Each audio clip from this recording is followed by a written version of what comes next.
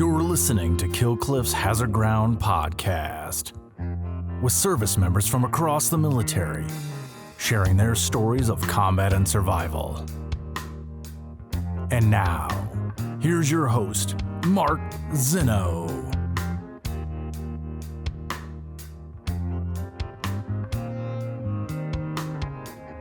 Welcome into the Hazard Ground podcast. As always, we appreciate you joining us each and every week. Before we get started with this week's episode, who is connected to us by another guest, and of course, a lot of symmetry with me because, well, he's from the Baltimore area. We'll get to that coming up in just a moment. Continue, guys, to please leave the Apple reviews. I keep getting notifications that you guys are doing it, so thank you so much. But leaving more Apple reviews will allow us to grow the podcast and get in front of more people and continue to tell these stories to all of America and worldwide, which is a big part of why we do what we do. We've got a lot of listeners overseas, military folks and otherwise, and Apple will help us get this podcast in front of all those people. Just leave a 5-star rating and a short review. Tell us why you love the show. We certainly appreciate it, and it will help us out along the way. Speaking of helping out, you can help out veterans charities anywhere in America just from your own couch. How do you do that? Well, you go to our website, hazardground.com, and you click on the Amazon button at the bottom of the homepage or under the sponsors tab, and then you do all your normal Amazon shopping. It'll redirect you right to Amazon. You can do all your normal Amazon shopping, and we get a percentage of what you guys spend. Then we'll donate a percentage of that back to some of the charities and organizations you've heard featured here on the Hazard Ground. It's just an easy way for you guys to chip in and donate to veterans charities. We vet all the charities that we send them to, so you know that it's going to someplace reputable. But like I said, you guys go to hazardground.com. It'll redirect you to Amazon. Same thing on your smartphone. Saves all your credit card information. Really user-friendly, so don't forget to do that first if you're shopping on Amazon, hazardground.com. Follow us on all the social media sites, Facebook, Twitter, and Instagram at Hazard Ground Podcast. And subscribe and like our YouTube channel as well. Also, download the Kill Cliff TV app, because on our YouTube channel and Kill Cliff TV app, you can watch all of the Hazard Ground episodes and see our guests up close and personal. And don't forget to go to killcliff.com for all of your clean energy drinks. Killcliff.com. They have CBD products. I use their Ignite and their Recover, some of the best energy drinks out there. Again, clean energy, none of the sugar, none of the crash, none of that. And founded by a former Navy SEAL. So you know it's a great company that is going to take care of you. Again, killcliff.com for all of your clean energy drinks. All right, let's welcome in this week's guest, who was referred to us by a guest a few months back, Dario Di Battista, who joined the show. He's a former Army Staff Sergeant, nearly 6 years in the Army, 2 combat deployments to Iraq as a combat engineer, and he's currently now the Director of Veterans and Military Student Services at the University of Baltimore. He is Josiah Guthland, joining us here on the Hazard Ground podcast. Josiah, welcome, man, and thank you for being here. Thank you for having me, Mark. It's my pleasure to be here. Look, you came very highly recommended.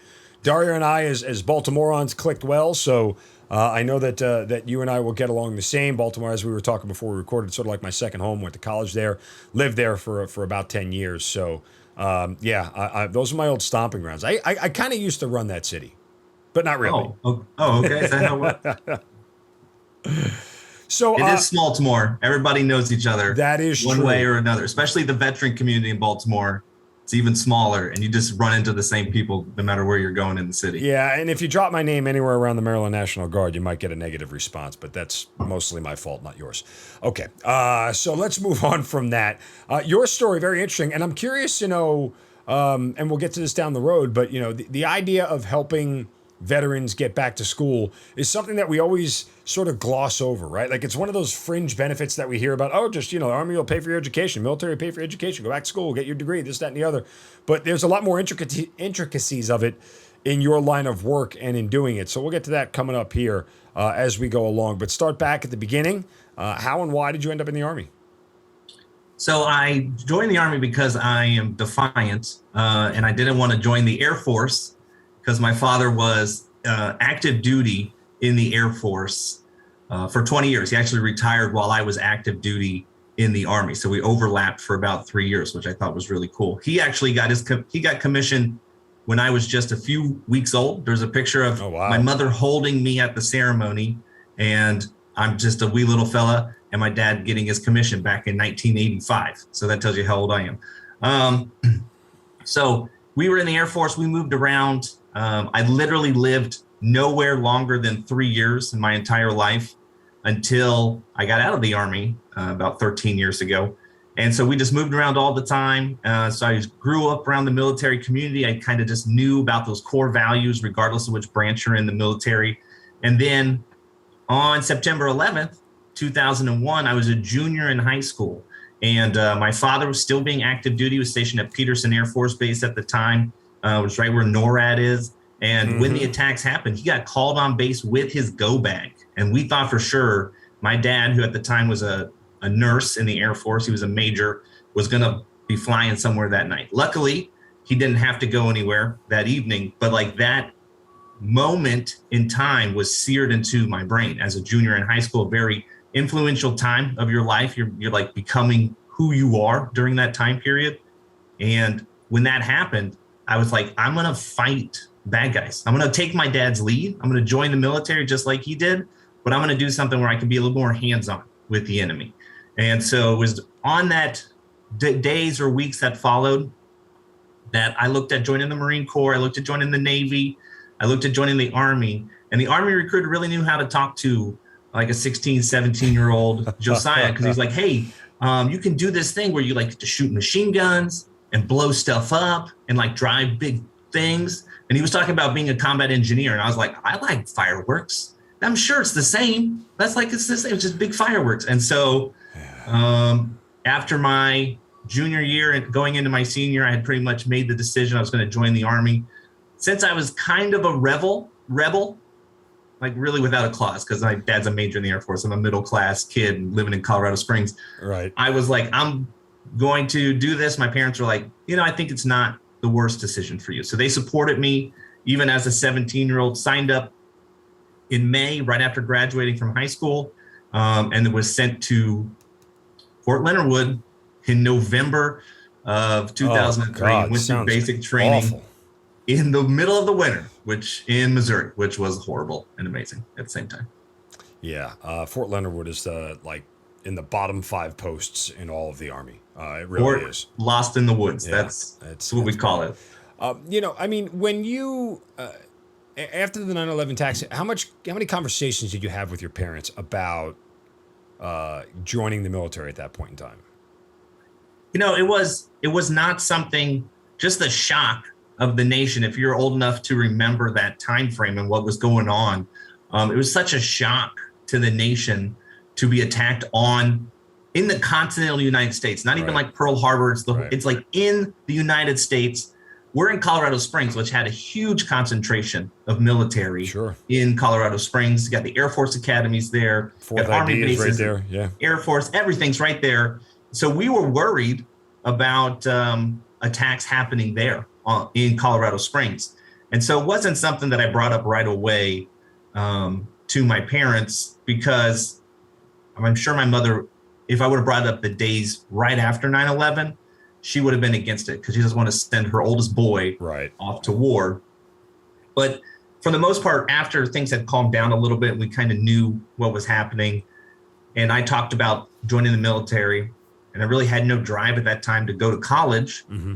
They were supportive of that sort of structured environment where I could improve myself as a human and as a person. So they were supportive of it pretty much from the get-go, except they wanted me to join the Air Force. And I said, I'm not going to salute my dad. No, I ended up saluting him a bunch of times because he showed up to my basic training graduation in uniform. Thanks, Dad. That's a real jerk move, not going to lie. Yeah, my drill sergeants had to salute my father, and which means I got smoked so hard in basic training. That's a bad move on old man's part. Like, I mean, he had to know that he was setting you up for failure. Oh, yeah, he did it. He did it because he thought it would be hilarious, which it was for him. Yeah, for him. When I was sweaty. Yeah. It's a very one-sided joke. In my Class A's at graduation. Yeah. Very one-sided joke. That's good. Happy Father's Day, right? Thanks, so Dad. anyway, that was your Father's Day gift, Dad. That was pretty much it. Yeah. So, all right. So you get into the Army. How much research did you do on the Army itself and basic training and everything else, or were you kind of walking into this blind? I mean, as far as the Army, I thought I had an idea of what the military was about as a dependent child of an Air Force officer. Because you watched Platoon, obviously. Well, I don't even think my parents, well, maybe. I don't even know. I don't know if I probably watched that on my first deployment. But But I'm like, this is what it's going to be like, because I'd seen my father, who worked in hospitals for the most part throughout his entire Air Force career. I saw what his military life was like. And I thought being a, combat engineer in the Army would be something very similar to that. And I was very wrong from the very beginning. Now, I knew it was going to be challenging mentally and physically, just getting used to that environment. But it was not what I was expecting, especially when we were in garrison. It was like, you're working 9 to 5. That's not how it was at all. But that's how I saw it when I was, 17. I saw what my father did. That's how I thought it was going to be. So once basic training finishes, are you at the point where you're just itching to get to combat? I mean, you signed up for all those reasons. You wanted to do more than your dad and everything else. Is that like your sole focus, or are you able to sort of compartmentalize and go, okay, I understand there are steps here, there are processes. If it's going to happen, it's going to happen. Or where was your mindset? I joined the Army specifically to go fight and kill bad guys. Like, that was what I joined the Army to do. Yep. So as soon as I got to my first duty station, which was in Fort Benning, I was with the 3rd Brigade of 3rd Infantry Division, and they're off by themselves at Fort Benning. The rest of 3rd Infantry Division's off at Fort Stewart. And the sergeants and the lieutenants the unit I came into had been the tip of the spear coming out of Kuwait for OIF 1. Yep. So I immediately came into this environment with just people that I idolized as far as it went. Obviously not perfect humans, but just amazing sergeants that had gone through this combat experience in the original invasion of Iraq. And they just talked about their combat experiences all the time. They would reminisce, and just being a private sitting on the outside of the conversation, listening to their stories, I would just be filled with jealousy. And I was like, let's go. Like, I am ready to go. Now, they had only been back from country for a couple of months by the time I got to their unit, but it did not take long. And we were already ramping up to go to JRTC down in Louisiana, do training with these guys. But I had amazing non-commissioned officers, staff sergeants, team leaders that had my team leader for my whole first deployment had jumped in with the 173rd into Iraq during the initial invasion, into northern Iraq. He had a mustard stain on his jump wings. And you just didn't see that. A guy with a mustard stain on his jump wings, that's a star. For people that don't know what I'm talking about, a star on your jump wings means you have a combat jump, which has only happened in Iraq, happened in Grenada, and then since before that, it's like Vietnam or something. Like, you just don't in today's modern military, or even in 2004, you did not see guys with stars on their jump wings. And so these are the people that were my leaders, and they would just tell me their stories, and I was just jealous and biting at the chomp to get out there and see some combat myself. So when do you actually get to go see combat? Because you get there in 2004 at some point in time? Yeah, so I think I got to Fort Benning late winter, early spring. In Fort Benning, there's only 2 seasons, hot and less hot. So I got there right on the cusp of less hot and hot in Fort Benning, Georgia. And we trained for about 8 months. And then our first deployment was in January of 2005. At the time, it was called OIF 3. Yeah. I don't know if it's. I was there. Oh, you were there. I was there. So I was, it was 2005, January 2005 to January 2006. Okay. So it was the second deployment for anyone who's like an E4 or above in our unit, pretty much. And then the first deployment for, a bunch of us that had joined right after 9/11, those guys. And we were stationed in Bakuba, Iraq. And Bakuba, a lot of people have never heard of Bakuba. It's in the Diyala province. I heard of it. Okay. A lot of bad dudes. Yeah, there was a couple of bad muchachos that hung out in that area. Dudes. Yeah, I mean, so it's one of those areas that's about let's call it about 25 minutes north of Baghdad. You shoot up the main highway and you'll pass a place called Taji, which had another huge American base, and about another 15 minutes north of there to the northeast was Bakuba. And we had some of our Iraqi soldiers who were from that area. And that's the main reason I know about it. And they would tell me about the danger that was in that area. And because it wasn't heavily patrolled, because it wasn't an area that the United States spent a lot of time in, a lot of bad dudes got to go hang out there and be pretty safe and secure. Yeah, so the biggest fob near us at the time was Fob Warhorse. And then on the other side of the town of Bakuba was Fob Gabe. Fob Gabe was tiny. It had like a 2-company garrison. It was very small, had a tiny little defect on it, not much else. My company, we got to do something real cool, which also sucked. But in retrospect, I can appreciate how unique of a opportunity and experience it was. Our company, and just our company alone, was sent to live in the Iraqi police station in the middle of the city. Yeah, that is nuts. That's I wouldn't sleep well at night. You didn't. So right above my bed, there was a hole in the concrete wall from where an RPG had came in, like maybe 2 weeks before we got there, and there was a hole in the wall. Well, okay, but let me just for the listeners here, kind of create a little bit of context. In that time, 2005, 2006, you are approaching the height of the violence in Iraq, which preceded the surge, right? The whole reason for the surge is because 2005, 2006 got way freaking bonkers, and all of us who were dealing with IEDs off the charts and everything else. But not only that, it was the rise of Sadr City. It was the rise of, the Muslim attacks on Muslim attacks that just created more chaos in a situation that was already chaotic. And part of the attacks were that, hey, look, we know we can't defeat the Americans if we attack them because they've got too much firepower. So let's just go pick on the Iraqi police. And not only did they pick on the Iraqi police as sort of soft targets, they did the bad guys, the Mujahideen, and wherever else you want to say it, whatever the enemy was in Iraq, Al-Qaeda in Iraq. They also infiltrated Iraqi police with moles. It was the easiest thing for them to do was to sign up. Hey, I want to protect Iraq. I want to be a good guy. I want to help everybody out, except, you're the bad guy. And so that's why I say I wouldn't sleep well at night, knowing what I know now. I was probably less unassuming back then. You knew that there were moles out there, but you just kind of like, come on, could we really have let one of these jokers in who was faking the whole time? Like, who's vetting this whole process? Yeah, well, it turns out nobody, but that's a different conversation. So again, providing all that context, when you're telling me you're sleeping above an Iraqi police station, oh hell no, let's hard pass. Thanks. Yeah. So I don't know how big the room was. Your memory is tricky, but we had pretty much the majority of my platoon slept in one just big room. Okay. So there was 8 bunk beds. Everybody got their own set of bunk beds to put all your crap on the top and then sleep on the bottom. That's pretty much what we did. We lived off the Iraqi power grid, so we didn't have generators. We lived off the Iraqi water supply, which means we were rationed for when we could shower. We did not drink that water. Okay, I was going to say, when you said that, I'm like, ooh, no. Yeah, we would bring in drinking water. That was part of my platoon's mission is we did daily log pack.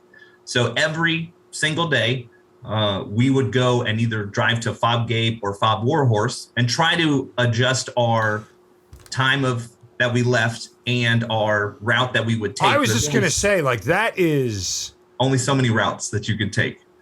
That is, wow. In retrospect, hearing that, I'm like, dude, you should be dead. I was out on the road on average 4 to 5 days a week, pretty much for a year straight. And that was a ton. And I was going different places. Generally, I didn't have to worry about taking different routes. I just checked with the road clearance to see what roads were red, which ones were black, and tried to stay away from them as best I could, or just postpone the mission. Very few missions were that sort of time critical that needed to get done. But I say all this with some context that being out on the roads every single day is rolling the dice with God and praying he doesn't call your number. Yeah, we were a 3 Humvee patrol, and usually I was riding second or third truck, and I would pull the trailer that we would go to pick up, because we had no laundry services, we had no fresh water, we had no hot food at the place that I lived. So once a day, every day, we would go pick up water, drop off laundry at the fob, pick up clean laundry, and then pick up mermites, hot meals, which were gross, but they were warm food, and then bring that back so that we could have warm dinner for the entire company every night. but we had no hot breakfast, no hot lunch. So we had MREs for breakfast. Usually we didn't eat them. We would just get granola bars or whatever sent from home. But like our meals from the Army was MRE for breakfast, MRE for lunch, log pack, Mermite meals that by the time people were eating them were 5, 6, 7 hours old, depending on when your shift was for force security, because we had guys on the roof, guys at the gate, guys at the base of the stairs where they come up to the American living quarters, and a guy at the top of the stairs for the American living quarters. And we never unloaded our weapons. So when you go on a fob, you have to clear your weapons, green, all that stuff. We got on base, we were red, we stayed red. I went to sleep red. Well, your commander was smart then. That's all I would say. You're going to the restroom, you're red. You always had your magazine, and we weren't allowed to leave our rooms without helmets and body armor. Like I would carry my body armor and my helmet to the gym, take it off, work out, put it back on because I can only shower like twice a week or once a week, and then walk back to my room. That would seems a little bit excessive, but again, different commanders do things different ways. Yeah. I was like an E3. I know. I didn't talk back, or it was the E4 maybe. I didn't talk back then. I'd tell you, just run really fast to the gym. How's that sound? Roll the dice if you'd like. It was all on one building. It was self-contained. Right. So it's not like I even went outside to go to the gym. Oh, really? Okay. Yeah, it was all on that second floor. But if we were leaving our room, they wanted to make sure we had ammos, armor, helmet, weapon at all times. Wow. And that makes sense later on. Sure. I could get to it right now. Well, hold on to it. We'll reference it back. I just, for the listening audience, I want them to get a better kind of understanding of the things that went on. Now, being on the road that much, I am curious how often you came under or were hit with IEDs you had to, like literally you had to. Yeah. So I was a driver pretty much exclusively for my first deployment. Mm-hmm. Pretty much I just drove a Humvee every day. Sometimes I'd switch out with our gunner because we were both like PFCs. But my team leader, who I drove for, he thought I was a better driver, so he had me drive. I don't think I was, but I don't know. And so during that deployment, I got rocked. When I say rocked, that means like direct hit against my vehicle, I don't know, 5, 6, 7, 8 times. Something. Like at a certain point, you're like, well, does that count as a direct hit? Because it went off 10 feet in front of my Humvee. Like, I don't, it's like, it depends. But we saw IEDs probably once a week, at least. But, a lot of times they weren't, when it hit us directly, it'd just be like, or it'd be something really small and it'd be like a flat tire on a Humvee. And like, after a while, once you've been rocked by a couple of big ones, you're like, that barely counts. And I remember listening to an episode from just a couple of weeks ago, and you're like, just because people have it worse doesn't mean it's bad for you. And that's not necessarily a good coping mechanism. Right. Sure. But that's completely what we did all the time. We're like, oh, that was a small IED. It's fine. It's fine. Which in retrospect, I'm now like, no, that was crazy. Look, for a sports analogy, when you have 3,000 hits, the bunt single counts as much as the triple that you hit in the corner, right? They're both hits. Yeah. So they count as one as far as total hits, and that it counts. And what we didn't realize at the time, when you would say, oh, that's no big deal, it's all cumulative, right? It's not a reset, but after the big one, your body doesn't automatically reset back to, okay, now I'm baseline 0 again, so that little one doesn't matter. No, it resets to a new baseline, which is already in a worse position than when you first started. So it's the drinking philosophy on an airplane. A lot of little bottles equal a big bottle, right? Yeah. Either way, you're going to get drunk. So there's that. I do remember it was probably my first really big IED that I got hit with. It hit on the driver's side, like right at my front wheel, and shattered the front windshield that I was driving. And those, the glass is thick. This thick. Yep. I mean, it's an inch and a half thick. Bulletproof glass. It's really thick. And this is in not like the super great up armored Humvees that they have now, or they had on my second deployment. It's just like kind of up armored. Now, it wasn't like I'd be dead if it was just like the plastic things that we had during like OAF2, which was insane. They're driving around like that. But that one really, that was like my first time I really got rocked, and it like hit me like, and I was like, oh, I almost died. Like that was the first time I had the holy shit, I might die moment. Yeah. The pucker factor tight, comes in. Yeah. Just really like, oh my gosh. So I was the last vehicle in the convoy. We're pulling rear security. We're coming around a really large roundabout in Western Bakuba. And normally there was Iraqi police there. And only in retrospect do I remember right before it blew up going, where's the police today? Like they're always on this circle. And then in where an old IED blast had been, they put 3, 4, probably 155 size rounds in there, and it hit us. They were actually aiming for the LMTV that was right in front of us, I think, because that was a much softer target than our Humvee. It hit us, blew out all 4 tires, just like blew the engine, was like half of it was dangling. We limped forward maybe another 50 yards or so. We were going pretty fast, probably 30, 40 miles per hour in this couple-ton vehicle. I got knocked unconscious for a little bit. My gunner got knocked unconscious for a little bit. I was driving my platoon sergeant that day. He got rattled. We had some like random military intelligence guy with us who like never left Fob Warhorse. It's like his 3rd time leaving base, and he's with us, and he's in my back passenger side. He gets rocked also. We're like, yeah, that was, so they had to drag us back to the base. All our mechanics are like, oh my gosh, my window had 1 pane left. So it had gone through, there's like 12 panes or something in those old windows. It had gone through 11 of the 12, and there was just the 1 left, and there was a big piece of shrapnel sticking in my window that made it all the way back to the base. So that was like the first time. So one-time technology actually helps you out, right? I mean, it always fails when you need it to. At least it worked there. God bless you. Yeah. So, and it was like right here. It would have gone right in the dome. So you just, but how old was I? 19? Mm-hmm. You're invincible. You just don't think about it too much. You like, just don't think about it. Don't concentrate on it too much. Because if you think about it, you'll become paralyzed. And if you're paralyzed, then you're a useless soldier. And that's like your biggest fear. You don't want to be useless. It's not about like being cool or being a hero. It's about just being there for your buddies next to you on your left and your right. I got to ask you, just because it relates to my own experience. One of the times the first time we got hit with an IED, to this day, I can still hear the crunch of metal in my right ear because it was on the passenger side that it hit. And that's such a familiar sound to me from the explosion when you can hear metal crunch and break and just fold, right? Anything like that from the blast for you?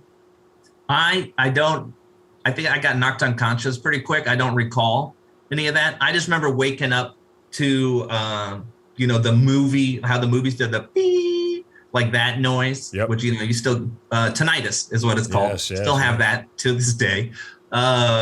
Just remember like waking up and there's like Americans standing outside my Humvee, and I'm like, hey, I was asleep for I don't know how long it was. I took a little nap, I guess.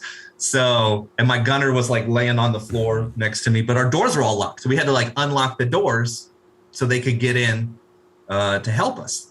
And I mean, we were fine. Like we all had concussions. Yeah. So we were fine. I went on mission the next day. So. Right. I mean, any sort of deterrence for that young kid who wanted to go capture and kill bad guys after that going, okay, the game changes a little bit because the enemy has a say.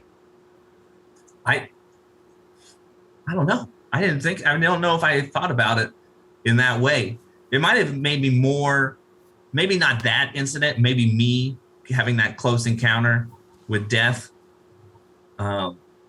Maybe not that incident kind of deterred me, but there was enough other things going on in the region and Americans dying and stuff like that, that any sort of deterrence that I felt personally, what was happening to other people, it was happening to Americans in the region, put a fire that would have, pushed that to the lower levels of my subconscious, and didn't matter. Because it wasn't at that point, after talking to all these guys who had done OIF 1, tip of the spear, And then the reasons I joined the military, it would have been, well, it took about 5 years for me to decide, okay, I think I've done my piece and I'm ready to get out. So I wasn't ready yet. I wasn't ready to give up on my mission.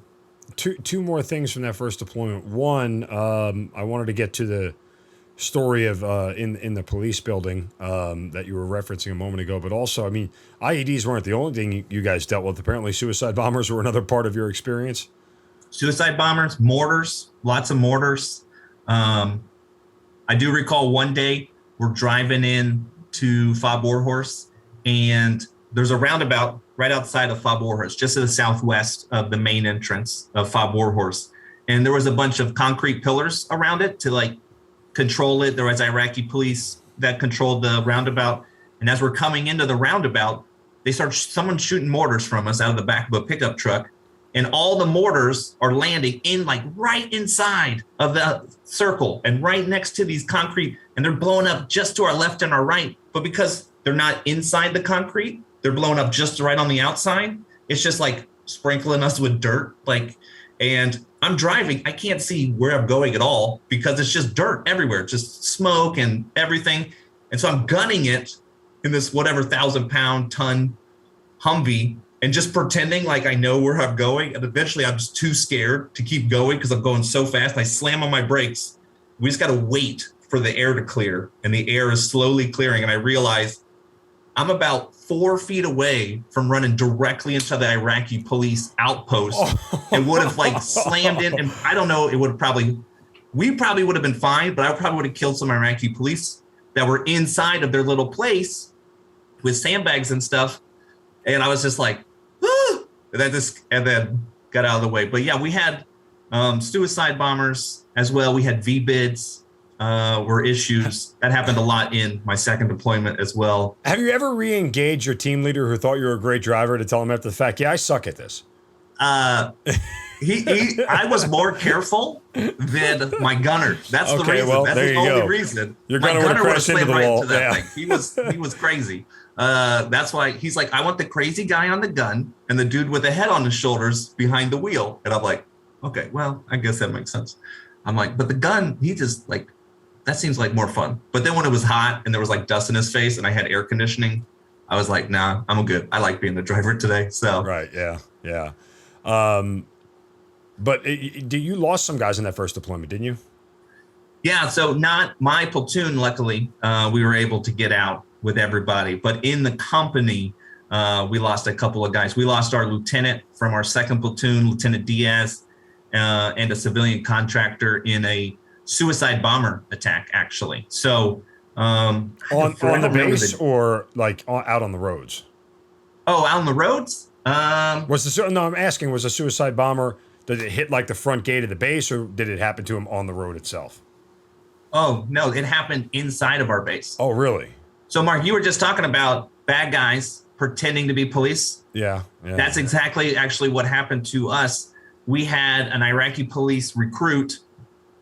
We think it was a recruit at this point, who had a suicide vest on that was like molded explosives with ball bearings placed into it, who walked into our dining hall, which was not in the main building, but we had a separate so we had a main building, then there was like a parking area, and then there was exterior buildings.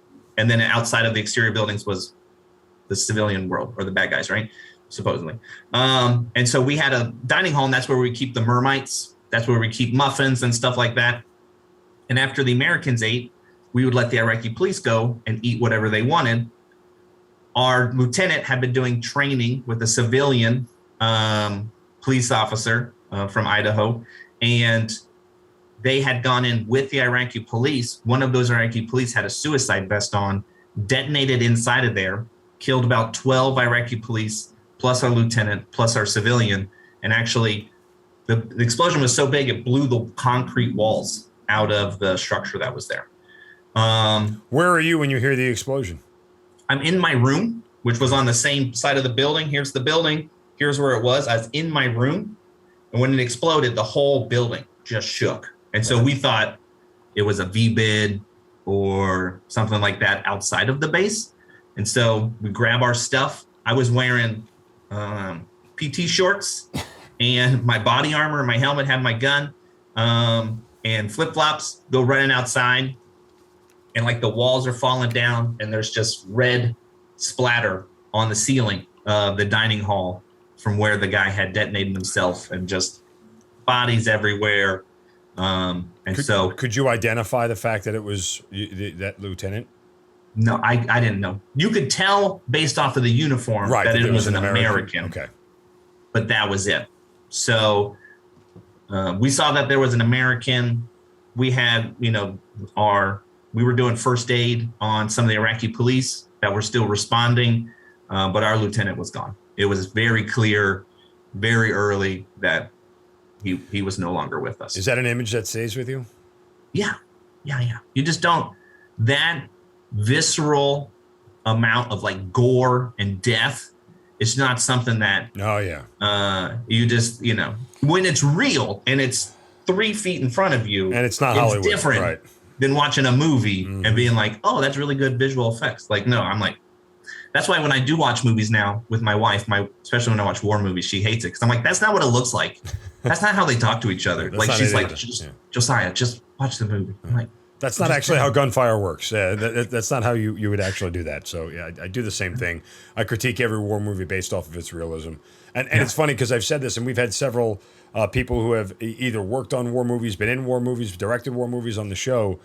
And I always tell them when they make a film, I go, I can tell if the combat is authentic if I can start to feel my heart race and my hand shake a little bit. Like I could just start, like I could feel that adrenaline start to pump. Like I'm getting ready for combat myself just watching it. That's how I know if you're creating something authentic. I think that's the best barometer, at least that I have, when it comes to war movies. So what was the experience you had walking from room to room that you were referencing before? When I was after the... No, when you were talking about, I thought it was silly that you had to wear all your gear to go from point A to point B, and you said it came out to help you. Am I remembering it correctly? Well, so like the compound after that, after the suicide bomber, we were on lockdown for like a considerable amount of time after that. But even before this happened, we were wearing, just to use the latrine up on the second floor, because the second floor was just the American floor. So we had our talk up there. We had like one room, and then it was just everybody slept up there. And so even before LT died and all of this other stuff, we were already wearing full body armor and our helmet and carrying our weapon everywhere anytime we went outside of our room. But then after that, it felt different. Because they got us where we thought we were safe. Like we thought we were, even though we still had all of our stuff and we still had our weapons, that like it just was a different tempo, and that just changed. Like you want to trust the Iraqi police because it's going to be their country one day, and you want to put faith in them, but it's at the same time, after that happens, you got too much. You lose just a little bit of your humanity, a little bit. It just it takes time to rebuild it and rebuild your trust in the Iraqi police, which I don't think ever came back like it was before that. Because I saw great Iraqi police that were just fearless, fighting bad guys. But then when that happened, it just always was there in the back of the head. Even for my second deployment, I had to make sure to tell my guys who had never deployed before, I'm like, you're never alone with them ever. Yep. You're never alone with them. You're always paying attention, which leads to, hypervigilance all the time, which, there's still after effects of that to this day. So. No, 100%. I mean, again, it was DTA. Don't trust anyone. That's kind of what it felt like for a better part of the time. By the way, this whole deployment, you went through all this stuff. You signed up to be a combat engineer and blow things up and do everything else. It seems like you got the receiving end of blowing things up and being shot at. Did you ever get to do any of the stuff that you actually signed up to do on this deployment, or no? No, we had one cool mission where we were going to go clear a palm grove, and we were going to use deck cord and C4 to clear this palm grove because Haji, which, because bad guys, Haji is actually a term of endearment, Yes. which I learned later on. Wise old man. Yeah, I thought I was saying something mean, but it's actually something endearing. Yes. So we kept getting attacked out of this palm grove. They were shooting rockets and mortars. So we were going to blow the palm grove so we could see them if they tried to do it. And then another platoon got the mission at the last second. And so this whole deployment, training, basic training, teaching how to do all these explosives and all this stuff.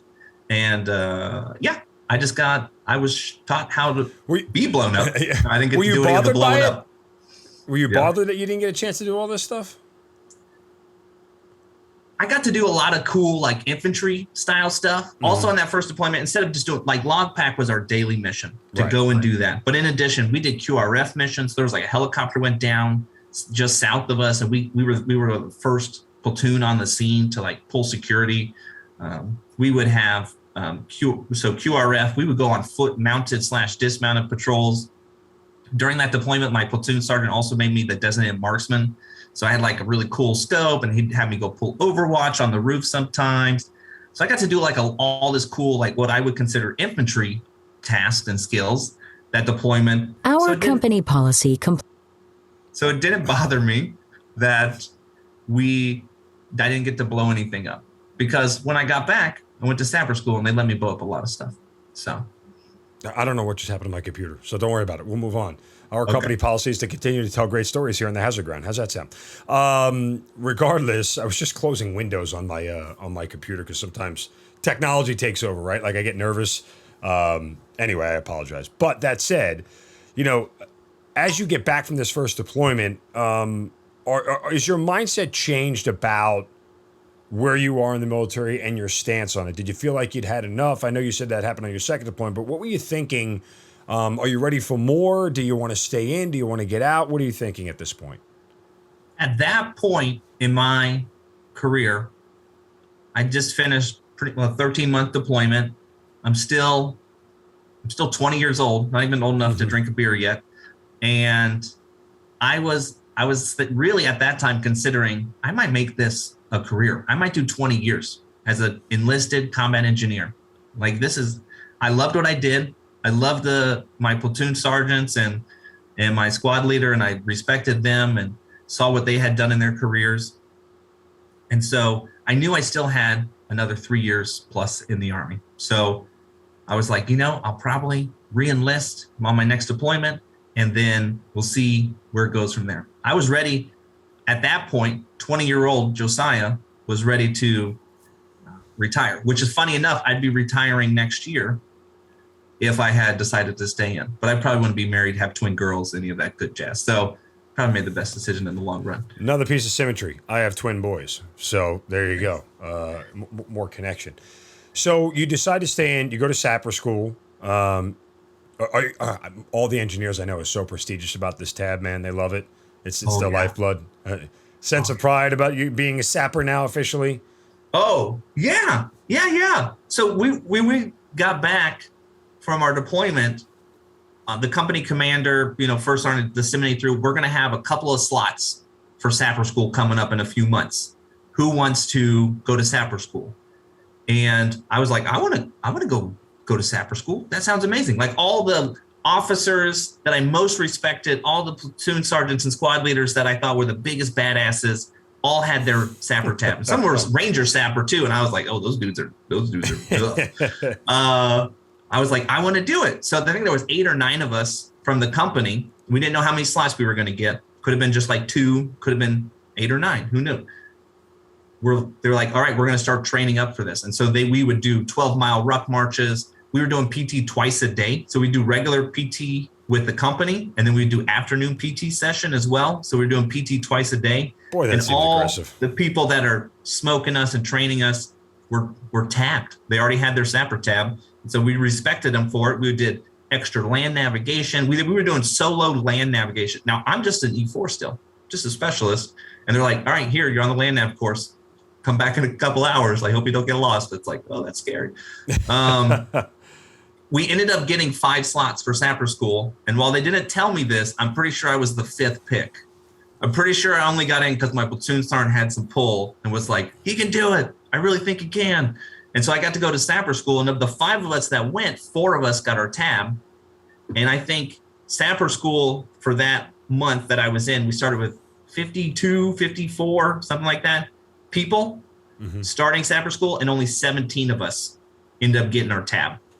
And 4 of them were all from my company. Wow. And so I was really just that one training session, having the year in Iraq. So I've learned how to suck it up. Like I know what it's like when it sucks. So having that year in Iraq to kind of build that intestinal fortitude, learn how, like when things are tough, you can keep pushing. And then having that month-long training where they just tested that your mental fortitude to the extreme showed me that even when it's bad, even when your body's breaking down, you can do more. You can keep pushing. You can do this. And so when I got that tab, I was probably a real asshole for about a year or so because I thought I was pretty high on myself there for a little bit. Listen, as a professional in that department for much more than a year, I'll give you a little bit of grace on it. There's a certain amount of asshole in all of us. Some just exude it better than others. So yeah, that pulled it out. That school did for sure. So from there, you get sent to my old stomping grounds at Fort Hood, Texas, as well. Yeah. So after sapper school, I got PCS orders to Fort Hood. I was with this really tiny engineer company for like 3 weeks, and I don't know why I was sent there, but I think they were just waiting for 3rd ACR to get from Fort Carson to like Fort Hood. And then I was in the 43rd Engineer Company, Combat Engineer Company, with 3 of the 3 ACR.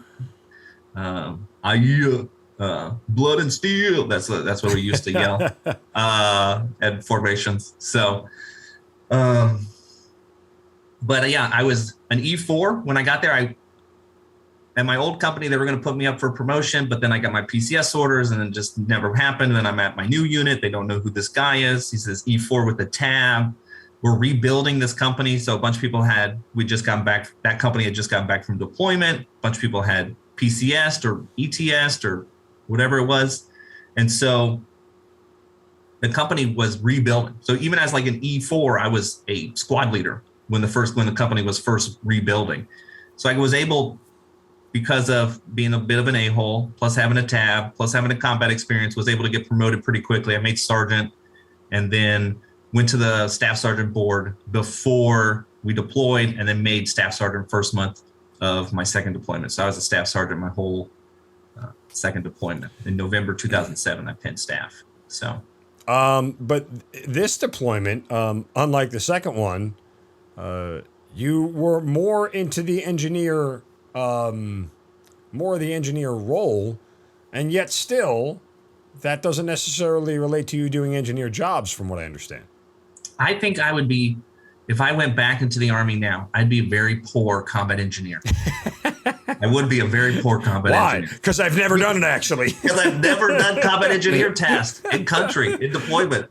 So our second deployment, one of the tank platoons from Heavy Company, 3rd Armored Cavalry Regiment, got sent to support an infantry company that was out doing their own thing on like a little cob or fob or something, which means now this tank company was down a platoon, and they were like, well, we need somebody to help us do sort of infantry tasks, dismounted patrols, stuff like this.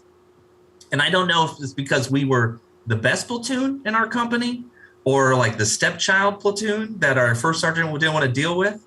I don't know what it was, but they sent my platoon, 3rd platoon, to go and be the 3rd platoon of this heavy company, this tank company.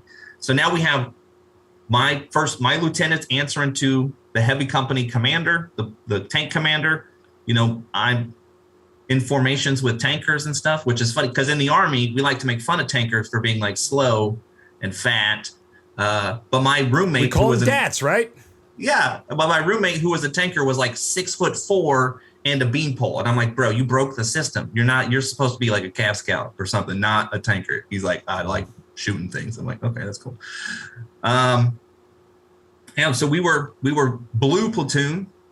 Heavy blue is what we called ourselves because we're a heavy company, blue platoon, for the entire 15-month, because at this point we're doing 15-month deployments.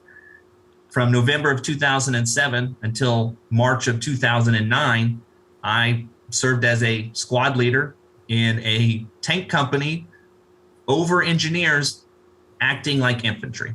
So, hoorah, go Army. It is kind of funny as well. I mean, look, I'm a log guy, and I joke, but it's true. I probably saw more combat than 75% of the infantry did in Iraq when I was there, just because of the nature of the assignment. You know, a lot of those guys were out guarding gates and guarding prisons and everything else. They didn't get to do a ton of patrols, and like I said, I was out on the streets of Baghdad 3, 4, 5 days a week on a routine basis. And not chasing bad guys. I was running, log convoys and everything else, but still, I was running from them. So I guess that counts, depending on, like you said, it all counts. It all counts, yeah. Okay, so you had all these IEDs sort of rock you on your first one.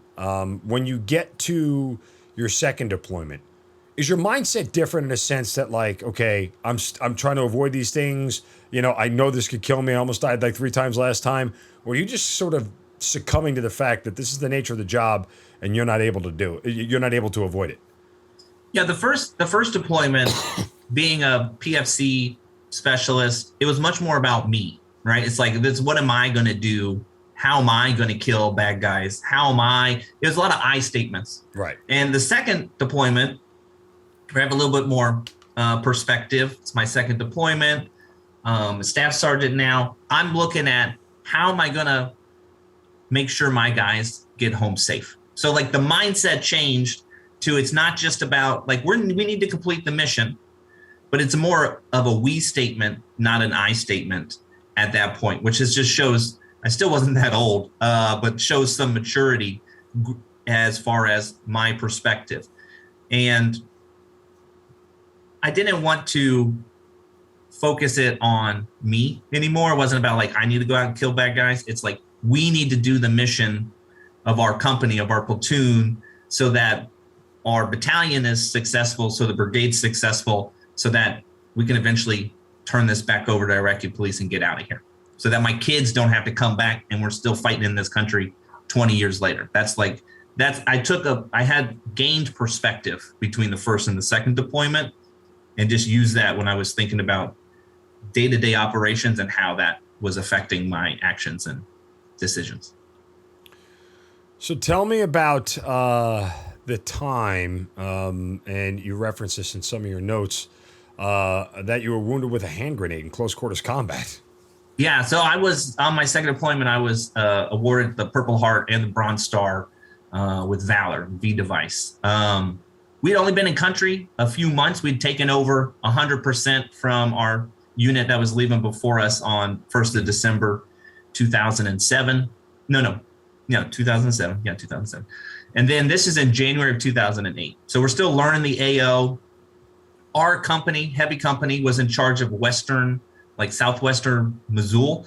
And so it was a pretty large AO for a single company to be in charge of.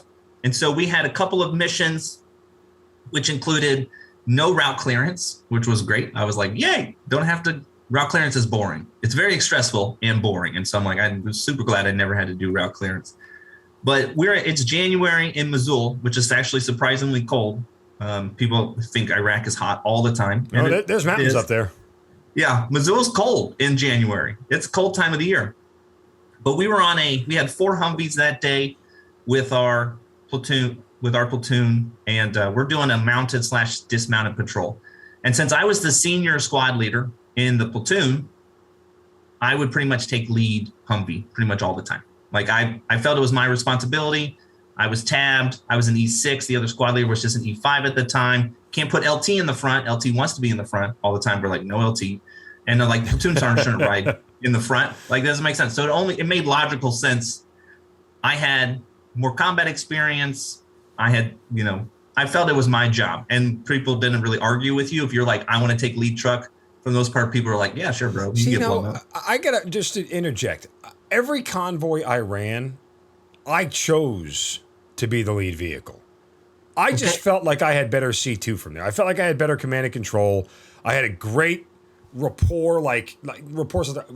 My gunner, my driver, and I understood each other and our thoughts so well that I didn't have to ask, hey, where are they? He would just keep putting down hand signals and letting me see, go fast, good. Like he could drop his arm, keep a finger on the trigger and scan a sector and put his hand down by his leg. Like we had developed this system and we had so much great nonverbal communication to understand what was going on around us. And if anything bad was going to happen, I always felt like I wanted to be at the front of it. Like I wanted to be the first one, especially with IEDs. I always just felt like, look, if they were there, chances are they're going to go for the first vehicle, or if it's not command detonated, the first vehicle is going to set it off. And so I always just felt like that was the spot I needed to be in. But your leadership never wanted to be in the front? No, he did. Okay. Oh, no, my platoon leader was a former enlisted Marine. Oh. Who did embassy guard in like Yemen. So this dude was tough as nails. I had the utmost respect for him. He was, he's also old. Right. Because he was like 30, maybe 32, something like that. So at the time, he's old because we're a bunch of guys. I wish I was old again. Right? Looking back now, I'm like, he was not old. No. But like because he'd done 6 years in the Marines. Sure. Gone to college, came back when OCS. So I had the utmost respect for him, but it was our policy in the region for when you're doing combat operations that you shouldn't have the leadership of the platoon in the front, because that is the vehicle that's going to get rocked the hardest with IEDs, which happened to me a bunch of times. Yeah. So you don't lose your command and control when your platoon leader is unconscious. I could have just never been satisfied with that as logic for it, right? Like if I haven't trained the rest of the people who work with me to be able to make decisions like I can, then I failed them as a leader, right? Theoretically, the way our system works is that somebody is there to backfill you at all times. Whenever you're out, whether it's leave, vacation, hospital stay, pregnancy, whatever it may be, there is somebody who is there to backfill you and do your job, in theory, as good as you do. My job is to make sure that they can do that. And I've said for the last 15 plus years of my career, I'm not training you to do the job that you're in. I'm training you to do the job that I have. That's my sole goal, is to make you ready to do my job, not train you to do the job you're in. Because if you can't do the job that you're in, your previous leadership failed you because you shouldn't be here. Right? I mean, nobody teaches anybody how to be a Major League Baseball player if they don't know how to be a Major League Baseball player. You don't learn that stuff on the job for the most part. You're good enough to be there. So I could have never been satisfied with, well, you'd lose command and control if you were in no, this is where I'm comfortable. I'm running the damn convoy. You're in an office. I'll do this my way. So on this actual mission, he did end up taking first truck after some other stuff happened. But no, that was it. It was command and control. And I hear you when it comes to your troopers should be organized and ready and be trained. And when LT went on mission, or when LT went on his 2 weeks vacation, my platoon sergeant was acting LT and he was command and control, and I was acting platoon sergeant, and I hated it because I had to hang out with our medic, who was kind of weird. I think most medics are weird, but he. I was like, this is not my jam. Plus, I liked being up front also. So I do hear you about the command and control, and training your guys for the next step. But on this day, it was early January of 2008. We had 4 Humvee patrol, and we were doing a mounted/dismounted. So we mounted to the area, then we dismount. Our Humvees are with us. We're walking through this neighborhood, pretty much just as a presence patrol or react to contact sort of patrol, looking for bad guys in Western Missoula. And then while we're on this, we get a call through the company radio. Get in your Humvee right now. Go. There's this vehicle. They give us the name and the license. They're like, it's on this road. We have a C-130 that's doing overwatch right now that has eyes on. There is bad guys. You have open to engage. You do not have to wait to be shot at. Go now. So we jump in our Humvees, but we have to back out of this alleyway because it's too tight for us to just turn around. You know how tight some of those little alleyways get. We turn around. Mm-hmm. So my LT, since he's the way it just works out with our 4 Humvees all lumbering around, he ends up in the front vehicle. I end up behind him. then our platoon sergeant, and then the other squad leader. So we got our 4 Humvees going along. We drive about 600, 700 meters down the road towards where we're told to be headed, which we now have a C-130 talking to battalion, talking to our company, who's then relaying the information to us. So super efficient, information's passing not quickly. Just a little lag time. Just a little. The delay between when something would happen that we would get told to do something, it's horrible. So we're about 600 meters from where we had started, and an explosion goes off right behind me. And I'm like looking in my rearview mirror, and my platoon sergeant's truck was hit with an IED as we're going after this other vehicle that we know there's bad guys in. So he's yelling over the radio, "I'm okay. I got flats. And my LT's like, just yells at my other squad leader. He's like, "Stay with them." And so just now it's just 2 trucks, just me and my LT. We're flying towards where we're supposed to be going. And we take this hard right turn. And so now we're just driving around in Missoula, separated from the other piece of our unit, just 2 Humvees by ourselves. I only have 3 guys in my truck, me, my gunner, and my driver. And my LT has like the interpreter, his driver and his gunner, and then himself. So there's only 7 of us total. I mean, you can't even count the interpreter. He doesn't have a weapon, going out by ourselves. And so after we make this corner, they're in a civilian vehicle. Obviously, they can go much faster than a Humvee. We hear over the radio that they're getting away from us. And so as I look, I hear a helicopter. And I'm like, what? I didn't know there was a helo in the area. I hadn't seen this during our, dismounted patrol. I look up through the gunner's hatch, and I can see an attack helicopter flying overhead. It shoots a rocket like directly above us. It probably goes about 900 meters, hits this vehicle that's driving down the road, and it blows up. Wow. And I was like, American firepower. Like, it was just so cool just to see it happen. Like, you look up, you see the rocket ignite, and then I get to look out my front window and see it hit a vehicle full of bad guys. It just was amazing. So I hit it like right in the trunk, or right in the pretty good hit on the vehicle there. But somehow 2 guys still managed to get out of this vehicle. Wow. Now we can't see these 2 guys because they're almost a click ahead of us, but we're still driving towards where this vehicle was hit. And at this point, all the civilian vehicles are just flying off the road. So we're able to catch up quite a bit. As we get up, we drive past this alleyway, and then we're getting yelled at. No, turn around, go down that alleyway you just passed. So then we flip around, go down this alleyway. Unbeknownst to us, those 2 guys had gone into this neighborhood off the side of the road. One of them had only made it about 50, 60 yards, succumbed to his wounds, and was dead. But the other guy was still alive, tried to grab his friend and drag him for a little bit. This was relayed to us later via the C-130, had eyes on the whole time. And then he sees that we're coming and runs and hides in between 2 houses in this like little tiny narrow stitch. And so we come up, we actually drive past where he is. We're told to stop. We back up. My gunner sees a guy stick his head out, and he goes, "Is this the guy right there?" And so for about 30 seconds, we're waiting for the relay of information to come and tell us that. Oh, God. Because it could just be in person, and we don't want to light up some random innocent civilian who's scared and hiding behind a building because there's Americans flying around, and there was just an explosion, 2 minutes earlier or whatnot. And so we get there, they go, "That's the guy," right? But at this point, my gunner can't see him anymore. I tell my gunner, I'm like, "Light up that corner." So he's shooting at the corner between, so the guy cannot run out. And so we have a house, an alleyway, and then there's like an alleyway here and here. So my trucks are here and here. And so he's stuck in this alleyway. If he tries to get out either side, the gunners on our Humvees are going to light him up. He can't leave. Knowing there's only 2 dismounts, me and my lieutenant, my LT calls over the radio, he goes, "Guthland, get up here." So I fly out. I'm going faster than Superman or anybody else. This is the fastest I've ever ran in my entire life, I swear.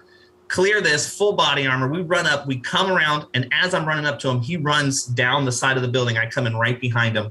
We get up to the corner. Our gunner shifts fire, so he's still shooting, but not at the corner anymore. We didn't even tell him. He just did it. Like these guys were good. And as we're coming around the corner, we just pie that corner. And I have my barrel right over his shoulder. We're going around this corner, coming up. We see the guy sees us, goes to lift a pistol, and we both just open fire on him. And we're not more than 12 feet away from him. He's right there. He's right in front of us. And so we light him up. So we both probably pop off 5 to 8 rounds, pretty quick succession. Boom, boom, boom, boom, boom, boom. We're both using M4s at the time. And then my LT is like, he's like, ceasefire, right? So we're there. I'm still got eyes on him. My LT goes to look back at the Humvee, right? Tell him to pull it up so we can get security in this little alleyway with like the 240 on the Humvee. And I'm looking at this guy, and he's not dead. He's been shot. But with 5.56, you can get shot and not die like right away. It's not a 50 cal or 240 or something. And he drops a hand grenade out of his belt. So when he went to go after us and he gets shot, he grabbed his belly. And we thought, well, he got shot. He's just grabbing himself. A hand grenade rolls out. And so 7-8 feet away from me, I see a hand grenade. I look at my lieutenant. He's not looking at the hand grenade. So this all happened. It just so fast. I just push him behind the corner that we had just came around. And then as I'm jumping to try to get behind, the hand grenade explodes. I get fragments of hand grenade shrapnel in my body armor. It takes out a tooth. I have a fake tooth. It went through my lip. I had some stuff come off took off a piece of my shin. Miraculously did not break the bone, but it just like nicked off a piece of my shin bone. And I fall down on my LT, knock him over. He looks at me, he's talking, but I can't hear him because it's just beep going on at that moment. And I'm like, what? He's like, you're bleeding, go to the Humvee. And I'm like, oh, and there's just blood all over my glove. And all of this was being watched, unbeknownst to us at the time, by the C-130 was happening, all of it. And so the battalion command saw it and put me in for I think they actually put me in for a Silver Star, and then was downgraded to a Bronze Star Medal with Valor. But I don't think I deserved any of that because I literally just reacted. It wasn't me trying to be a hero. I didn't run into a hail of bullets or anything like that. Literally, there was a hand grenade, and I just pushed LT and then tried to jump out of the way myself. So I was not some John Wayne hero charging the German trenches or anything. It literally was just a millisecond, and I don't know, couldn't let my LT die. When you look back on it, are you surprised at how quickly you were able to react? Yes. Why? Because I didn't, there was no thought process of what happened. It just happened, and I just did it, and then it happened. So it felt like a car crash. Like, you're going to crash, but there's just nothing you can do at that point. Been there. That's what it felt like. It felt like a car crash happening. And I knew something bad was going to happen. Did it seem like it was slow-mo? Yeah. Now but I also got a concussion. So who knows how much I actually was real and I remember and how much is made up, because they recorded that video and I got to watch it later. Oh, really? Of it happening, which I don't have a copy of, probably because it was top secret or something. But, I got to watch it happen, and I'm like, oh, because I don't even remember actually remember pushing him. I did push him. I've seen it on video, but I don't necessarily even recall making the decision to push him. I just did. So I thought it was very kind of them to give me that and say I'm valorous, but I'm like, maybe I was just trying to push him out of the way. You don't even know. So maybe I didn't like him and I just pushed him in the wrong direction. Maybe I was, just trying to take control here. No, I kid. When you guys got back and you had some time away, did you two sit down and have a conversation about it all and just sort of chuckle and reminisce and whoa, that was close? Yeah, LT was so that we ended up being on site for 6 hours afterwards. Mm-hmm. I didn't get back to base. I just shoved gauze down in my lip. The medic gave me some stuff to stick to my face, and they pretty much had left me in the truck, and they were like, you need to stay in the truck because you're bleeding out of your leg, your face is bleeding, but I wasn't dying. So we didn't like rush back to base. Right. So we stayed on site to pull security. 2 tanks from our heavy company came to support us to help provide. 2 Abrams came and provide so we could help, block off the area so we could be there.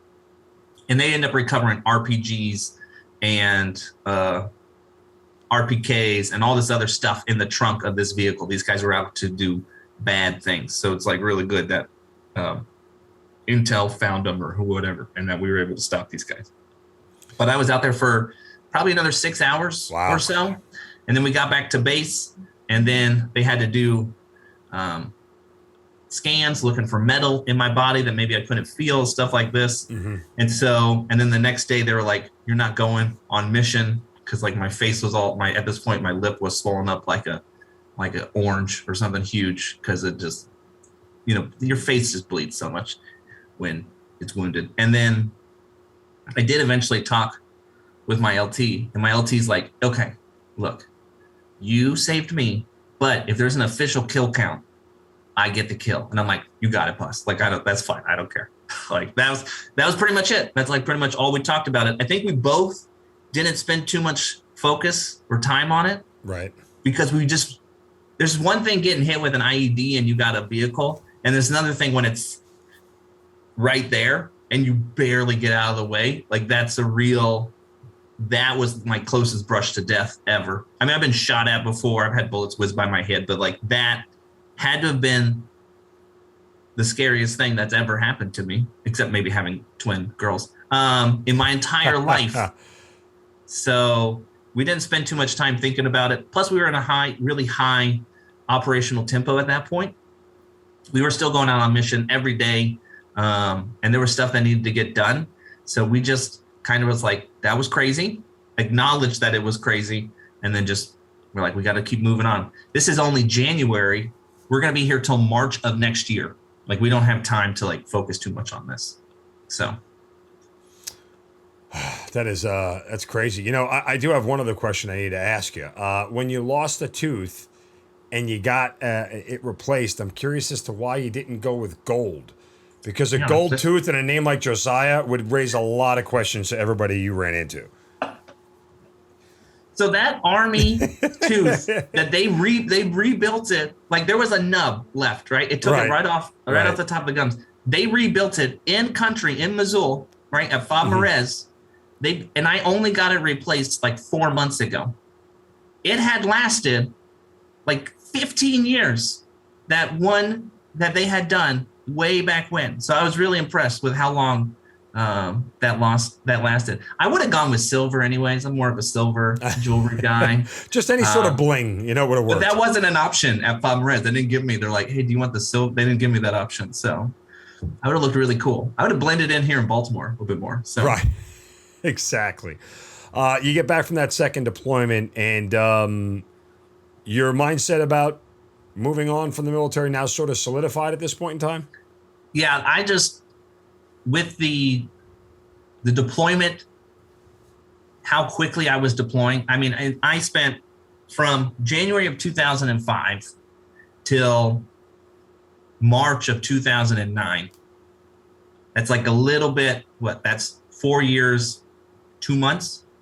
I spent 30 months of that, pretty much, almost, in Iraq or in Kuwait, right before I went to Iraq. And that sort of deployment tempo where I was going for that far it was just too much. And not just like too much on me, but it was like too much on my parents, on my mother, on my knees. Like my body hurt at that point. I don't know how many times you got to blow up before your knees start acting funky. Right. Just at that point, I was like, I have done what I came to do. I have fought bad guys. I feel like Iraq's a better place, a safer place now. I don't know if that's true, but that's what I thought at the time. And I've done what I've came to do. And I signed up for 5, and I did 5.5. So I was ready, and I was like, I'm going to go to college. When I first got out and I went to college, I did, in the back of my mind, was like, if there's still stuff going on that needs to be taken care of when I'm done with college, I'll go OCS. and then Right. come back. But by the time I had got out of college in 2013, we weren't in Iraq, or like we were pulling out of Iraq. Like it was really, and I was like, okay, I'm happy with what I'd done. Plus I had, gained the freshman 15 in college at 24. So I was like, I don't want to run that much anymore. And now I run marathons for fun. So like, I'm obviously crazy. You sick bastard, you. But you go back to school and you take care of all your stuff. Now, when did you know you wanted to get into a role like what you're in now, where you're specifically working with veterans? So even when I was in community college, my local community college over in Carroll County, I was like, we don't have a veteran club on campus. Like, I mean, it's a small community college. I get it, but it's in a very part of the country where a lot of people have served in that county, in that area. Maybe not people of my generation per se, but it's a very sort of, they feel the need to serve sort of area of Maryland. And I was really surprised there wasn't a like veteran club. And I didn't start a veteran club, but I got really involved. Like I was on student government. I was, a student ambassador, which means I gave tours of the campus and stuff like that. And so even as a student, I was sort of the unofficial veteran ambassador to our campus. Just because I was, I knew the administration, I worked at the institution part-time as a student, did all of that. And then after I finished my community college and I was working on my bachelor's degree, I actually got hired part-time to work at my alma mater, my community college I just graduated from.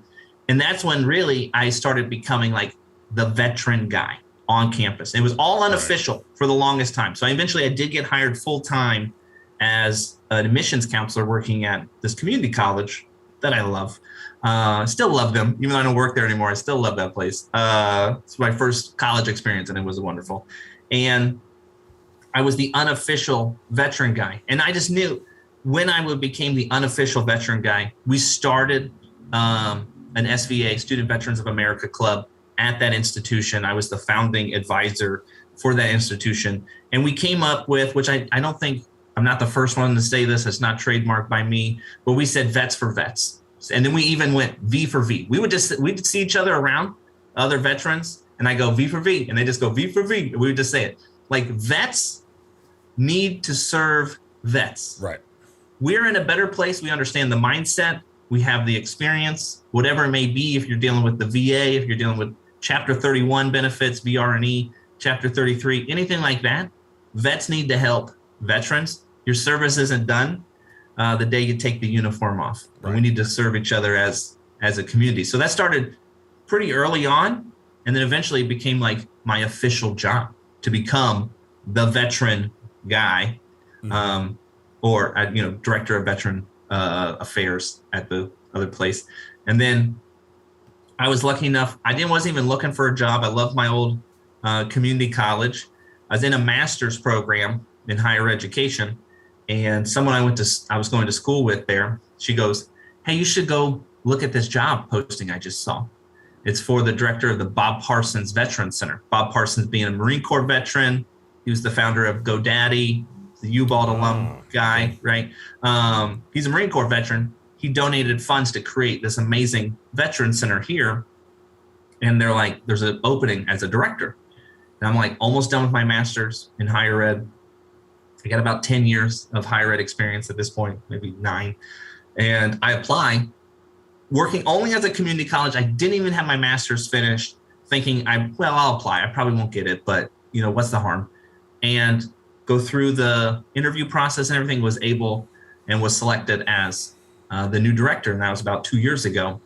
And just love it. Just love what I do. I serve, we're a minority serving institution. So I serve like mostly a minority population, which is underserved in the veteran community, and just being as like an expert in veteran education benefits and being able to help students go through that process, apply. If you're declined, this is what we need to do. This is the next step, and help them go through that. Because at my community college, which I love, they didn't have anybody there to help me with those sort of benefits process. Right. I was using Montgomery GI Bill, not even post 9/11 when I first started, because I didn't know really what the big difference was. Sure. And I'm like, oh, it's whatever. I'll just do GI, Montgomery. It's fine. No, it's not. You got to use your chapter 33. Don't use chapter 30. That's So I love my time in service. And I still love that camaraderie that you feel with other service members, regardless if you served in the same time frame or not. And it was just something that when I had the opportunity to do full time, like my job is to help veterans better themselves through education. It was something I was like, I have to do this. This is a passion I've always had, and they're going to pay me to do it. I can't believe it. It's amazing. Pretty impressive. You only spent 6 years of your life in the military. Is there part of you that wishes that you had stayed longer? Funny enough, last night, I am putting my daughter to bed, and I have a 3rd Armored Cavalry Regiment hat, like real cowboy hat, right? Stetson. I know that's not what it's called. Cavalry hat. Stetson, yeah. Right? I have a real one. Stetson, thank you. I know words. Stetson. It's hanging on my wall above an NCO creed that's been plaqued out and has the signature of my first sergeant at the time on there. And she's like, Daddy, what's that? And I'm like, well, that's my old Army hat. And she's like, why aren't you in the Army anymore? And I'm like, well, I got out of the Army, met your mom, had kids and stuff. And she's like, well, if you were in the Army, and then I said something like, if I was still in the Army, I never would have met your mom and you wouldn't exist. And she goes, I'm glad you didn't join the Army or didn't stay in the Army. And then I think about how happy I am with what I do now. And then how happy I am with my wife of 10 years. And I have 3 kids, the twins, and I have a son who's 2. And I'm just like, that was probably the best decision I ever made at the time, because it brought me to where I am now. Yeah. Is there pieces of the military that I miss? Yeah, I do. I miss the feeling of how important your mission is, and how you can impact the world with what you do. And also I was like, I would only be a year from retirement, but I'm like, yeah, but how many knees would I have left? 0? I don't you give up things to do that life. Sacrifice is the word, right? I mean, in more ways than would one. I have my degree? How many deployments would I end up done? I don't know. Would you even be alive? Yeah.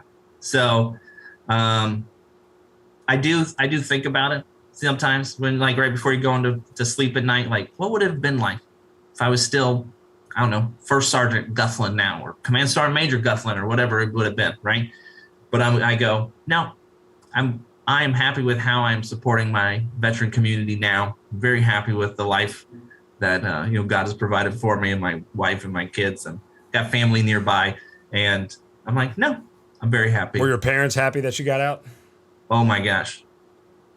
Oh, Mark, my mom was so the first time I was blown up on my second deployment was December 1st or something.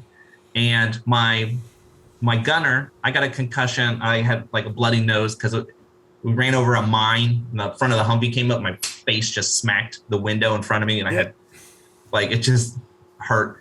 And someone in Rear D had called my mother and said I had a slight knee injury. Well, I didn't think it was a big deal. I didn't call my mom for 4 or 5 more days. She thought I was in Germany, missing part of my knee or my leg, because she didn't know what a slight knee injury means to the Army. She was so mad at me forever. She made me promise I'd call her more often. I was so mad at Rear D. It's the first time in my life I think I told an LT to F off, whoever the Rear D dude was. I was so furious that someone had called my mother and messed it up. I wasn't even the one with the knee injury. My gunner had a knee injury. I was so mad. And so, to this day, my mom still doesn't know the extent of the stuff I did, some of it, right? And she just was so worried about me all the time because of what my mission consisted of. But my mother has 4 sons. There's me and there's my brother, and then I have 2 son-in-laws. At one point, 3 of the 4 of us were all in Iraq at the same time. Wow. And so my mother had 2 both her daughter's son or husbands were in Iraq, and I was in Iraq all at the same time. And then shortly after I get home, my brother goes to Afghanistan. So my mom, all of us, there's one of us that are still in. He's an officer in the Air Force, one of my brother-in-law. But the rest of us are all out now. And she's just so happy that because we have dinner we have family dinner every Sunday, and we get to see each other. And she is just so happy about having family close and not having to worry about us anymore. So my mom asked me several times after deployments if I was getting out, and I said, no one likes a quitter, Ma. 20 years later, I'm still in uniform. So there is that. Did you ever share any of this stuff, what happened with your old man, thinking he would understand a little bit better? I shared, my grandfather was a World War II veteran. Okay. But you'd known your dad had never actually seen combat, though, right? Yeah. So before I shared stuff with my father, I actually shared stuff with my dad's dad, my grandfather, right, about some of my combat experiences, because I knew he would relate to it more closely. But at this point, I've shared it with. I'm pretty open about my combat experience.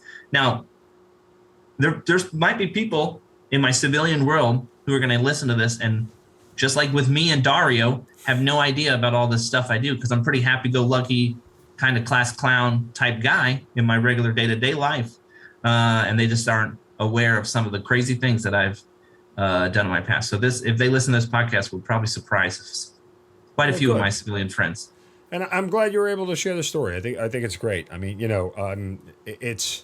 I'm always amazed sometimes, and comparatively speaking on the show, we've interviewed every single rank there is, every single position there is. Some people who went on into politics and, high levels of the Department of Defense and everything else, and 3- and 4-star generals and whatnot. And I'm always amazed and impressed at, between the lower enlisted and the junior NCOs, their ability to look at combat through such a different lens based off their experience, right? Like, we just had that conversation before about the positioning of where the leadership should be and why. And I'm sure that, back while you were wearing a uniform, if your LT had said that to you and told you, I make the rules, whatever, you would have done it, but you probably would have been huffing and puffing that guy's an idiot. He doesn't know what he's doing. We need to do this.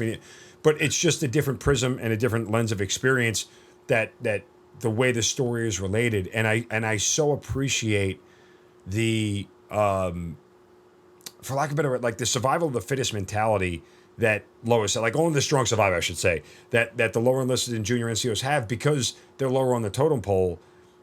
They worry about less, but they care about more, if that makes sense, right? They worry about everybody as far as, they care about everybody across the board because they're all soldiers and that's what they truly believe. But they have to worry about less as far as responsibility is concerned. I just drive my Humvee, everything else is hunky-dory. But as soon as bad stuff happens, it's all my responsibility, and it's just a different prism. So I certainly appreciate your point of view and the way you bring it to life. I think it's fantastic. Thank you, Mark. Really appreciate that. And I love the work you're doing now in my old, I use the word stomping grounds again, my old stomping grounds of Baltimore, University of Baltimore, and getting more veterans back to school. It's such a daunting task for a lot of them. They feel like they don't have any skills. They feel like, okay, this is all I know, and they're afraid to apply themselves to something that doesn't require a uniform and a 40-hour course and somebody giving you the task, conditions, and standards of everything, because it's what they have been brought up to believe. And some of that autonomy can be a little bit unnerving to people. So I'm glad that you're doing what you're doing.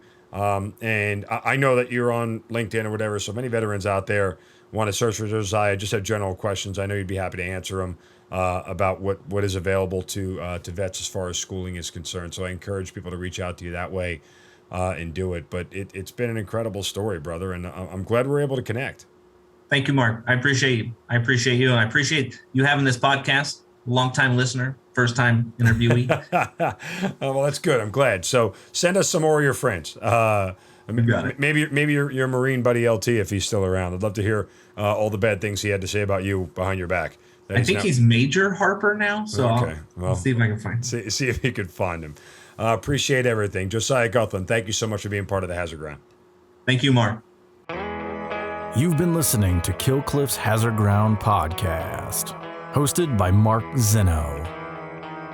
If you have an interesting story to tell and you'd like to be on the show, send us an email at producer@hazardground.com. And if you like the show, don't forget to subscribe, rate, and review on Apple Podcasts. Thanks for listening. We'll see you next time.